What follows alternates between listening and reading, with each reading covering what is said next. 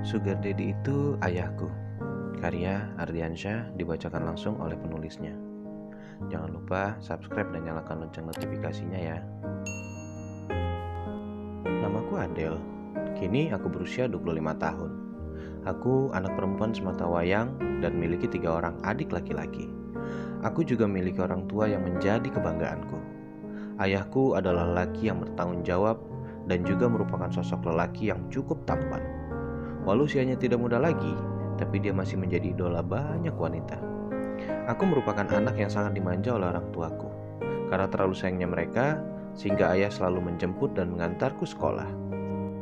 Aku juga memiliki sahabat yang bernama Desi. Dia tetanggaku dan kami sudah berteman sejak kecil. Walau sebelumnya kami tidak pernah satu sekolah, tapi kami selalu bermain bersama. Saat SMA, aku sekolah di tempat yang sama dengannya. Selain dia cantik, periang, dan baik hati, dia juga terkenal rajin beribadah. Itu membuatnya menjadi primadona di sekolahku. Sejak SMA, ayah sudah tidak lagi mengantar dan menjemputku sekolah, karena harus bekerja ekstra.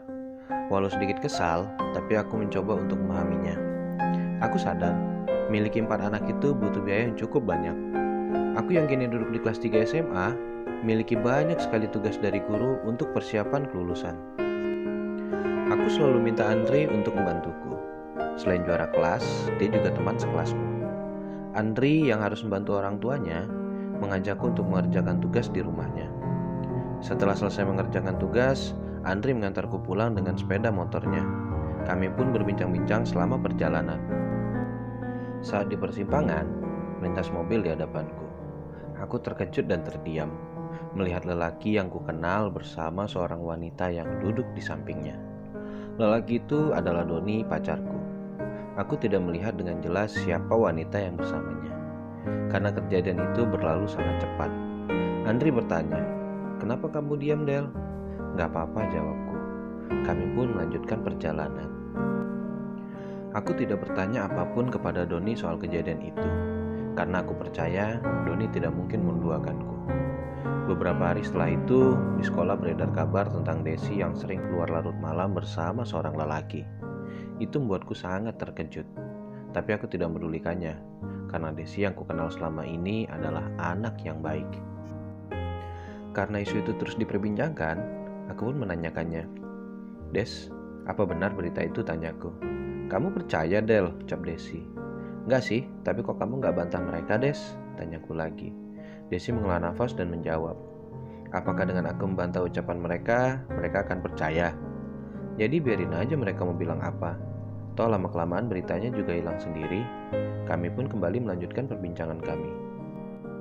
Seminggu kemudian, beredar lagi foto yang memperlihatkan seorang perempuan sedang berpelukan dengan seorang lelaki di depan sebuah mobil. Terlihat dari foto tersebut, wajah Desi sahabatku. Tapi sayangnya, foto itu hanya memperlihatkan punggung lelaki tersebut. Foto itu asli nggak ya? Jika foto itu asli, lelaki itu siapa? Pertanyaan itu melintas di benakku. Saat bertemu di kantin sekolah, kembali kutanyakan kepada Desi tentang berita tersebut. "Des, foto itu gimana? Apa benar? Dan siapa lelaki itu?" tanyaku. "Itu semua nggak benar, Del. Itu hoax," jawab Desi. "Tapi itu jelas-jelas foto kamu loh, Des," tegasku. "Itu bisa aja editan. Kan kamu tahu sendiri, berapa banyak lelaki di sekolah ini yang cintanya aku tolak." "Udahlah, Del, jangan diambil pusing," tambahnya. Sejak saat itu, aku selalu memikirkan tentang Desi. Ditambah lagi semakin banyak beredar isu negatif tentangnya. Aku mulai menaruh curiga kepada Desi. Itu karena dia sudah sulit kutemui. Padahal biasanya tiada hari yang dilaluinya tanpa diriku. Kenapa Desi berubah? Apa salahku kepadanya? Pertanyaan itu mulai menghantui pikiranku. Aku pun mulai menyelidiki gerak-gerik Desi. Kali ini, aku menemukan sesuatu yang mengejutkanku. Aku melihat Desi sedang berjalan di salah satu mall dengan lelaki yang tidak lain adalah pacarku sendiri. Sedih rasanya melihat orang yang kupercayai mengkhianatiku. Aku pun pergi sambil menangis dan berkata di dalam hati, "Kok kamu tega melakukan ini kepadaku, Des? Apa salahku?" Sampai di rumah, aku langsung mengurung diri di kamar. Melihat itu, ibuku langsung datang menghampiri.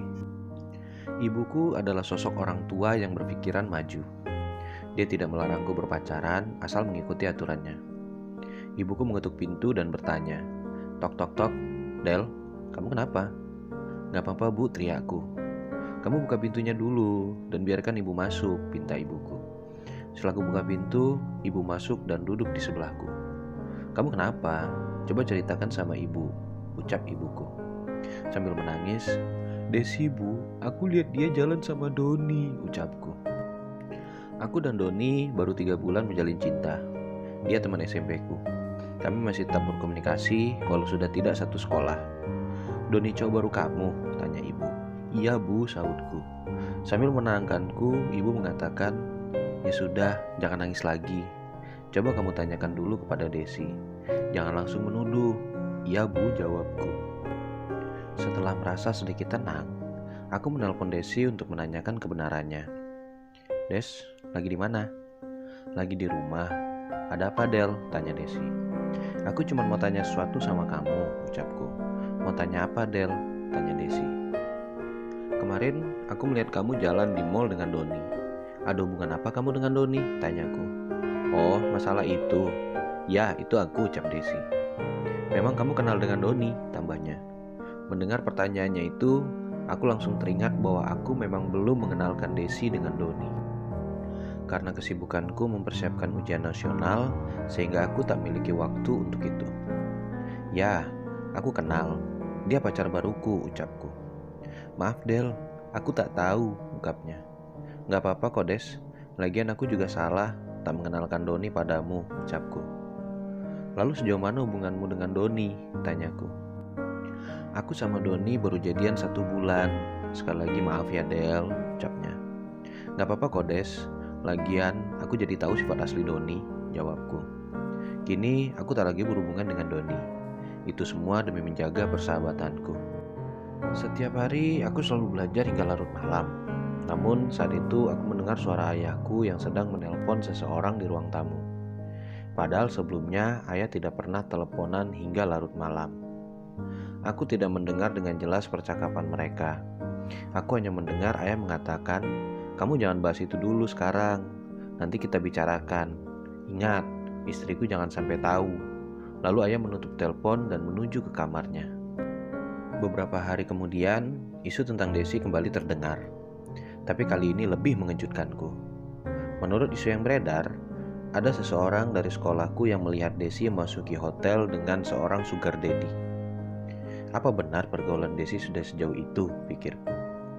Aku tidak menanyakan hal itu kepada Desi karena aku takut membuatnya sedih. Aku pun mencari tahu kebenarannya. Kali ini aku melihat Desi memasuki sebuah hotel mewah. Tak berhenti sampai di situ. Aku terus menunggu hingga Desi keluar dari hotel tersebut. Aku terus mengawasi hotel tersebut dari kejauhan. 30 menit berselang, aku melihat sebuah mobil masuki parkiran hotel. Terlihat sosok lelaki parubaya keluar dari mobil dan masuki hotel tersebut. Aku tidak dapat melihat dengan jelas siapa lelaki itu. Setelah cukup lama menunggu, akhirnya Desi keluar. Aku pun mendekati mereka. Betapa terkejutnya aku saat mengetahui jika Desi keluar dari sana bersama ayahku. Aku tak tahu harus berkata apa. Aku tidak sempat menemui mereka karena mobil mereka sudah pergi. Aku pulang dengan perasaan hancur. Lagi-lagi, aku hanya bisa menangis. Ingin sekali aku menceritakan kejadian itu kepada ibuku, tetapi niat itu kuurungkan. Aku takut ibuku jatuh sakit jika mendengar berita itu. Aku pun tak ingin merusak hubungan ibuku dan Desi, karena Desi sudah dianggap anak oleh ibuku. Dengan pertimbangan tersebut, aku pun memendam sendiri rasa itu, walau aku tahu itu salah. Semakin hari rasa bersalahku semakin besar. Itu membuatku memutuskan untuk menemui dan bertanya kepada Desi tentang kejadian itu. Keesokan harinya, aku membuat janji untuk bertemu dengannya di kafe tempat yang biasa kami kunjungi. Aku sampai di sana lebih awal dan langsung mengambil tempat di lantai 2 paling depan. Sekitar 15 menit nunggu, Desi pun tiba dan langsung menyapaku. "Sorry telat." "Sama siapa?" tanyaku. "Sendiri," jawabnya sambil menarik kursi. Dia duduk tepat di depanku. Dia langsung membuka percakapan kami. "Ada apa Del ngajak jumpa di sini? Kayaknya penting banget ya?" "Iya, ada sesuatu yang ingin aku tanyakan," balasku, sembari memesan minuman. Tumben banget, biasanya juga lewat telepon, ungkapnya. Iya, tapi kali ini beda, sahutku. Sambil menikmati minuman yang kami pesan, aku pun bertanya, Des, aku mau kamu jawab jujur. Ada hubungan apa kamu dengan ayahku? Desi tersedak. Maksud kamu apa, Del? Tanya Desi. Sudahlah, Des. Aku tahu kok. Aku hanya ingin memastikan kebenarannya dari mulutmu, jawabku. Kamu percaya dengan isu itu? Sahut Desi. Ini bukan cuma isu, Des. Aku melihat sendiri, kamu dan ayahku keluar dari hotel, tegasku. Ya, Del, aku ngaku. Aku minta maaf, jawab Desi. Mudah banget kamu minta maaf. Sebelumnya, kamu dengan Doni aku maklumi, karena kamu tidak tahu hubunganku dengannya. Tapi kali ini ayahku, Des, ucapku. Ya, Del, aku tahu. Makanya aku minta maaf. Aku hilaf, jawab Desi. Sambil menarik nafas, aku kembali bertanya. Kamu dengan ayahku sudah sejauh mana? Seperti yang kamu lihat, ucapnya. Lalu kenapa kamu begitu? Tambahku. Sebenarnya sejak kita SMP, aku sudah menyukai ayahmu, ucapnya. Di mataku, ayahmu itu sosok lelaki yang sempurna. Dia bisa membuatku merasa nyaman saat di dekatnya, ucap Desi. Sejak kapan kamu mulai berhubungan dengan ayahku? Tambahku. Setelah lulus SMP, jawab Desi. Lalu Doni? Tanyaku lagi. Doni hanya untuk menutupi hubunganku dengan ayahmu, jawab Desi. Aku terdiam dan tak habis pikir. Aku berdiri dan bergegas meninggalkannya, sambil memperingatinya agar tidak mengganggu hidupku, ayahku, dan keluargaku. Merasa tidak puas dengan penjelasan Desi, aku pun menemui ayahku untuk menanyakan hal tersebut. Ia terkejut karena aku mengetahui hubungannya dengan Desi. Setelah mendengar penjelasan dari ayah, aku merasa sangat marah dan kecewa. Tapi nasi sudah menjadi bubur. Aku hanya bisa mencegah mereka berhubungan lagi dengan mengancam akan menceritakan masalah ini kepada ibuku dan kepada seluruh keluarga besar ayahku. Mendengar hal itu, ayahku minta agar aku tidak melakukannya. Aku menyetujui permintaan ayahku, tetapi dengan beberapa syarat yang harus dipenuhi, terutama tak lagi berhubungan dengan Desi. Ayahku menyetujui persyaratan tersebut. Dari kejadian itu, aku belajar untuk lebih dewasa dalam menyikapi masalah. Dan kusadari jika hidup tak seindah mimpi. Sekian.